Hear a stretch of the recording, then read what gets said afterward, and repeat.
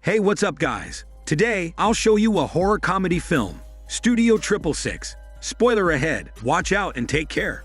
The film begins in 1993 in a mansion where a member of the band Dream Widow crawls away, crying in fear as her legs are wounded.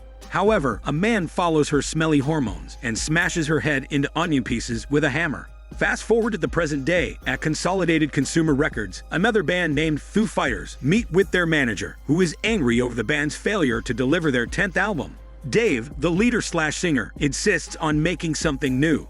However, they need a place to record the album, so band manager calls a realtor. She immediately knows the perfect place for the band to record. That same day, realtor takes the band to the mansion, where the exact murder happened at the beginning of the film, and shows them around. Dave senses the house's distinct vibe of death and doom, so realtor informs them that another band rented the place in the past, but never finished the album. Suddenly, Dave starts clapping and gets goosebumps after hearing the good sound.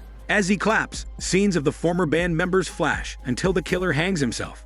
Dave envisions the placement of the instruments in excitement. Soon, the staffs move the band's stuff into the living room with special guidance from IT Guy, who helps Dave set up the drum set.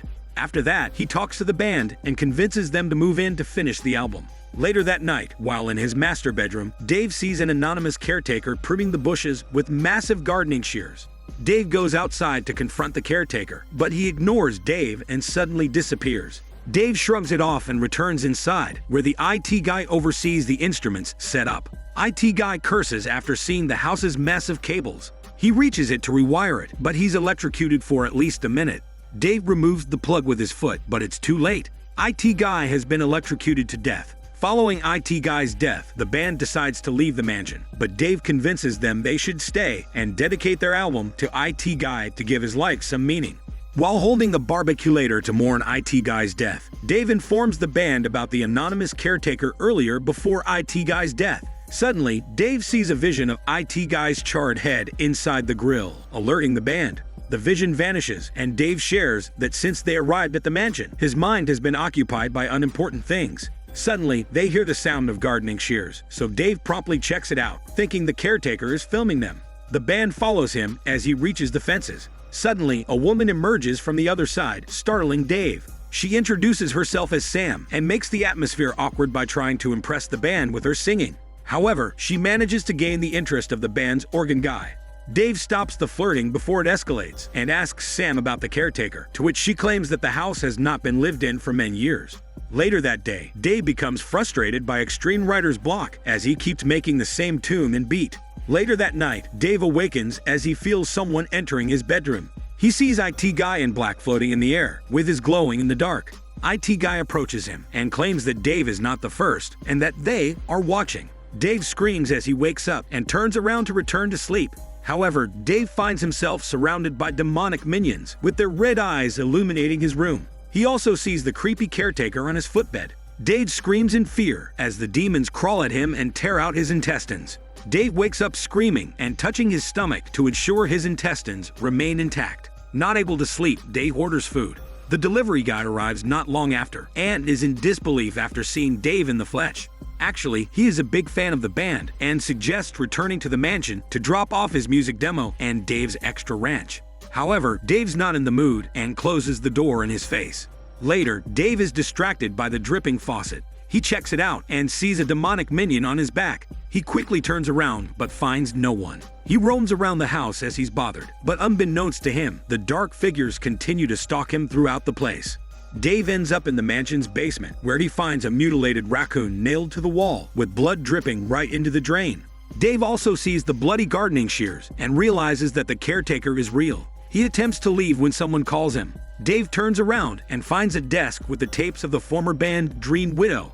Intrigued, Dave plays a tape and is shocked after hearing the guitar chords. He starts banging his head to jam to the music and realizes it's the sound he needs to start the new album. However, the music is incomplete and things begin to escalate creepily. The tape begins playing backward and a disoriented voice growls in his head as he watches the light bulb gets filled with blood. Dave desperately reaches the table to stop the tape, which repeatedly says, "Finish it," and it begins. He manages to stop it, but the caretaker suddenly appears, revealing it is his voice, along with his demonic minions. Then, a dark presence throws Dave to the wall before entering his body. Dave leaves the basement when he bumps into Pat, the rhythm guitar player in the band, eating chips. He tells Pat that there's a dead raccoon inside before purposely dropping the bag of chips. The following day, Dave demos the same music he found in the basement, and the band cannot help but be astonished at his newfound guitar skill. Dave claims that his new song is in the non-existent key of F sharp, confusing the band. The band tries to play the root note but fails, pissing off Dave. However, their session is interrupted by Sam, who brings them lemon bars.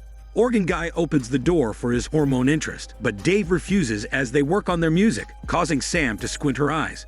Organ Guy puts the lemon bars down before apologizing for Dave's rude behavior. However, Sam warns Organ Guy that the house contains something evil. Still, before she can tell more, she rushes away as Dave stares at them from the window. Fast forward to 3 weeks later, the band raises their concern as the song is at 23 minutes and counting, but still far away from the end. However, Dave still insists that there's still something missing. Later that night, Dave cuts up red yarn in his room and disturbs the band from sleeping as he thinks of another idea. Dave shows them a board with a star made of red yarn and explains that the nails represent each of them, while the thread represents the vibrations of the sound their music makes. The threads connect them in an unending form. Dave suggests making his new ideas that night before he forgets them. However, Pat speaks for the band and tells Dave they could do it in the morning as they need to rest. Dave bursts out as no one can say no to a rock star like him. He growls at Pat like an animal, leaving Pat and the rest with no choice but to play despite being tired. The following day, the band finds Dave's behavior increasingly bizarre and worries that he might be losing his mind. However, Dave finds courage, apologizes for his erratic and insulting attitude, and promises they can leave after finishing the song. He then tells them about his ending idea and explains that it should start with Nate, the bass. It then goes to Organ Guy and the guitar man, followed by Pat and the drummer. The band seems excited by Dave's idea and joins him to record the song with their producers. Dave agrees to track the ending and pop it into a drive for them to mix it. Later at night, the exact delivery guy approaches the doorstep while practicing how he will give his demo CD to Dave. However, before he can knock, the delivery guy sees someone in the yard and follows him, thinking he is Dave. However, demonic ghouls emerge from the dark and surround him. He turns around to leave, but the caretaker suddenly appears and cuts off his head with the gardening shears. He then kicks the head like a Dragon Ball and drags the body away. Later, Dave asks the band if the delivery guy has arrived, so Nate checks the front door. However, they only find the food on the floor, with the extra ranch on the porch. While eating at the veranda, Dave concerns the band, claiming that their song running at 38 minutes would be too long. Drummer notices that Dave is eating raw meat, but silently hides his disgust. After seeing the raw meat, Guitar Man volunteers to take over the grill tomorrow. Dave agrees, but reminds him to leave his meat raw as it is juicy. The following day, Realtor arrives to find the mansion in a complete mess. She sees Pat in the kitchen eating the lemon bars. Pat informs her that Sam made the lemon bars, causing Realtor to be suspicious as she dislikes the neighbor. Pat sees the phrase, "the sacrifice," underneath the lemon bar and unconsciously says it out loud, catching Realtor's attention. Pat tries to think of an excuse as he grows nervous about Realtor's reaction, but fortunately, Dave enters the kitchen, drawing her attention. Later that day, they continue to play, but Dave still feels like something is missing. The band cannot help but be frustrated as the song seems endless, but Guitar Man is done. He storms out in frustration at Dave's mythical ending, with their music running 44 minutes long. Later, Guitar Man is at the grill alone, insulting Dave behind his back. However, he begins to feel like someone is watching him. Suddenly, someone grabs his head and shoves it into the grill to roast it like a potato. He burns Guitar Man's face into a charred guitar before stabbing him to death with the same grill knife. As the camera spans around the bloody murder scene, the killer reveals to be Dave, dressed in the caretaker's clothes while surrounded by the dark ghouls.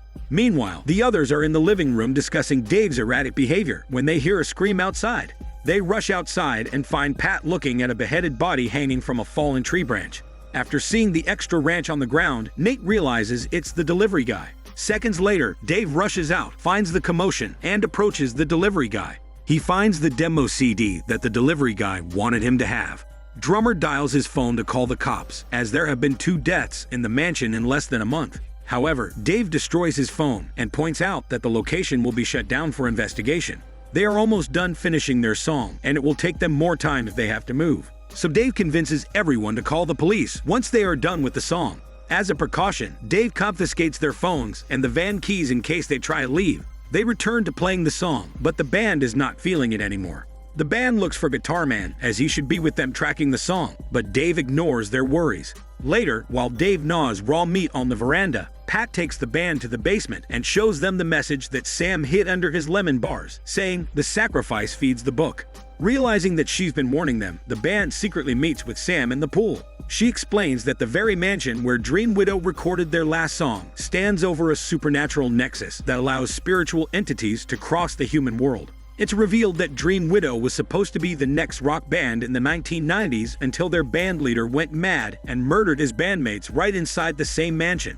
Sam was a groupie who practiced occult magic with the band, specifically their band leader. He possessed a living book made of human flesh that was rumored to hold the incantations of English occultists. As time went on, something truly sinister took hold of the band leader, causing him to be obsessed with songs from the book, named The Tears of God. He forced his band to try to complete and perfect the song, because he believed that it would open a portal for the demonic spirits inside him to cross over to his world. Somehow, band leader managed to stop the song completion by killing himself, but the dark souls inside him now possess Dave.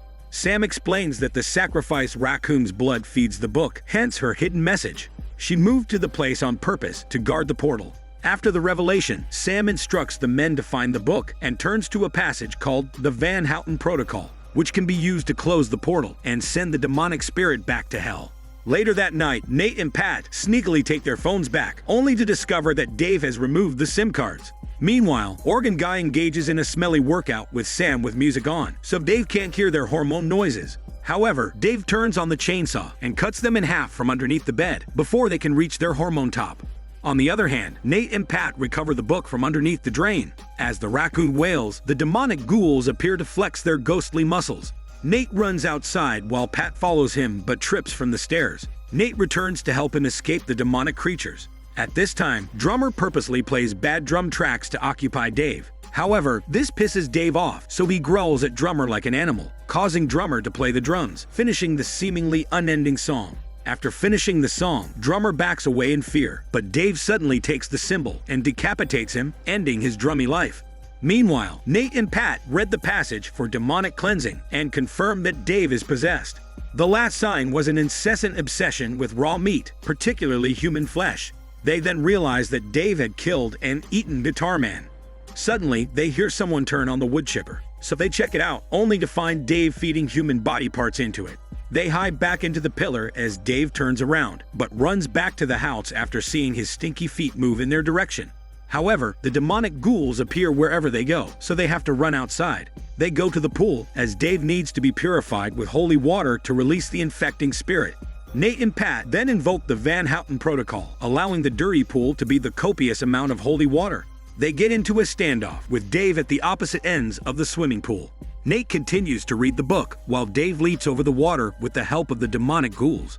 An energy bolt fires from the book, blasting Dave into the water. The demons dissipate while Dave emerges from the water and returns to his usual self. Dave vomits out Guitar Man's undigested remains, which turn into the caretaker.